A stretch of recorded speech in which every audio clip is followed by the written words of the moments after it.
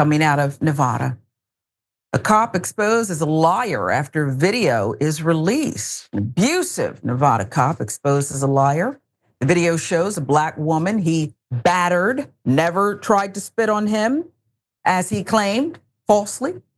Henderson Police Sergeant Scott Alward also apparently lied when he claimed the black woman was holding a pencil, making him fear for his safety, which is why he had to plant his knee on her shoulder as she lay face down on the ground. We have details but are unable to share the violent footage, but what you can make out there should give you pause, folks. Investigative reporter Vanessa Williams had this to say. What we don't see is her trying to spit on him. Williams reported about the incident that took place October 26, 2024. We are unable to see a pencil in this video, Williams reported, which likely explains why the Henderson Police Department was reluctant to release the video to reporters, informing viewers it took nearly 3 months for them to comply with their request, which is ironic because I always hear, just comply. She should have just complied. Why don't the police just comply? The law is you're supposed to turn it over. Why would it take 3 months? Oh, I know, you're waiting for the temperature to go down and people to get back to their busy day. Forget about it. The black woman identified in online court records as Nikisha Kelly, age 37, was convicted of 2 misdemeanors by a judge, including resisting arrest, making false statements to, or obstructing a public officer after she pleaded no contest. Henderson court records also indicate she spent almost a month in jail after her October 28th sentencing by the judge. KLAS-TV stated in its report they tried to track her down but were unable to do so, but it appears she now has grounds to sue the Henderson Police Department, considering it was a cop, not her, making false statements. Well, good luck with that. Here comes being targeted. The arrest started when Kelly's sister called police to accuse her of battering her, according to Alward's report, even though none of the charges against her stem from the alleged altercation with her sister. His body cam footage shows him pulling into the parking lot of the Hope Link Center for Children and Families, nonprofit that helps families and individuals in need. Kelly was standing underneath a tree as the cop stepped out of his patrol car and began barking orders. Follow simple instructions. Go to the front of my car. Do it now, he says while donning black gloves. When she did not comply within 2 seconds, he threatened physical violence against her. You're going to get taken to the ground if you don't listen to me right now.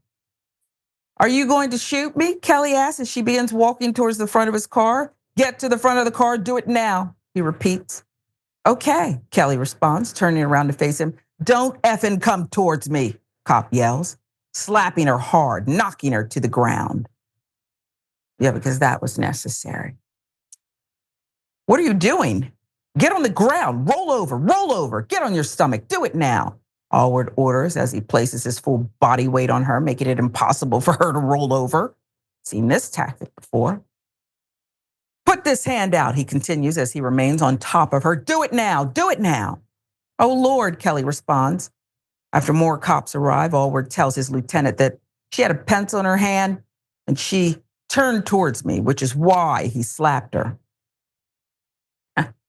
Previous shootings, let's go there.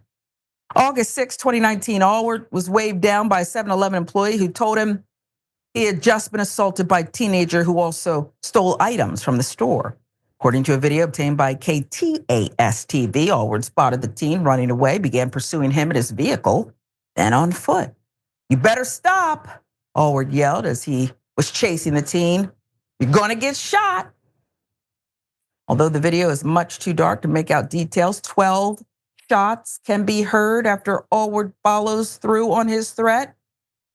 But the teen had no gun. Instead, he was likely holding a personal speaker.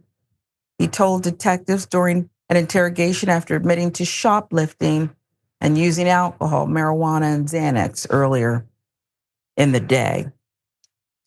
I think that, and I was just talking to our team in the break, solving this police issue, I'm not saying it's easy, but a criminal profiler can size someone up in a conversation and decide who should and should not be given a gun, a badge, and that uniform, who should not be given a patrol car. And it seems that in every story, I have in my gut a feeling that this is another one. Ron, what say you? I disagree with you, Sharon Reed, in a rare case. Solving this police problem is actually easy. Becoming a police officer itself should not be. And that's one of the ways you solve this problem. You have increased training. Instead of defund the police, which has obviously been unsuccessful, let's refund the police and retrain the police That part. and also have a better pool of police officers to choose from. Being a police officer is not an easy job, but it's not any easier when you hire criminals and bullies to do that job.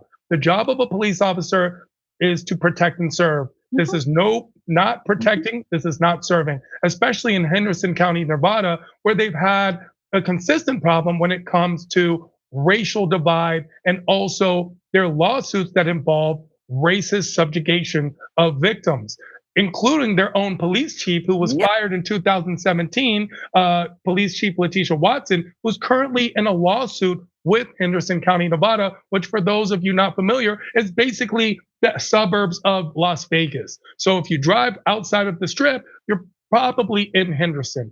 They also recently had a situation with a Black family that pulled into park in a handicap spot when they actually had a handicap placard, and they removed the mother and the children and violated them. So this is a consistent pattern of behavior as displayed and distributed by Henderson County, Nevada police. And the way to change this is if we had a form of federal investigation which would actually investigate and not just simply side with the police officers.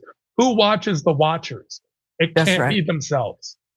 Yeah, and it's not going to happen anytime soon. The feds under Trump immediately started getting out of consent decrees and all kinds of things, stopped investigations, credible ones. They said, we're not doing any of this.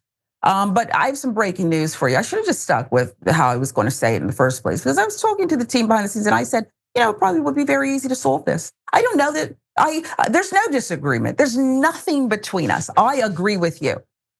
Getting on the same page about hiring and investigating and just doing what's right.